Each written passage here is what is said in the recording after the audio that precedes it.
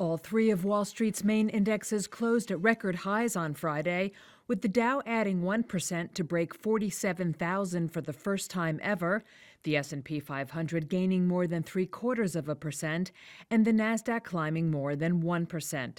Stocks were boosted by cooler-than-expected inflation data and upbeat corporate earnings, setting the stage for an expected interest rate cut from the Federal Reserve, says Mike Muscio, president of FBB Capital Partners. So the market looks to end the week on a positive note, following pretty decent earnings, and today being pushed a little bit higher by our first actual data point of the month in terms of economic data.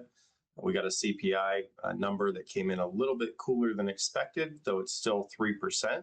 The expectation was 3.1%, so we got a pretty decent little pop this morning. And that 3%, it's worth noting, is still about it is a full percent higher than the Fed's target. But with the employment data and it being a little bit better than expected, all systems go, it looks like, for another Fed rate cut next week. Stocks on the move Friday included Ford, which soared more than 12% after the automaker beat third-quarter profit expectations.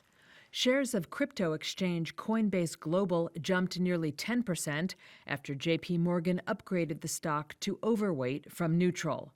On the flip side, shares of Deckers Outdoor plummeted more than 15% after the maker of Hoka sneakers forecast full-year sales below Wall Street estimates. And shares of Alaska Air slid about 6% after the airline cut its annual forecast. Next week's earnings roster is packed with high-profile results from Magnificent Seven megacap stocks, including Meta Platforms, Microsoft, and Apple.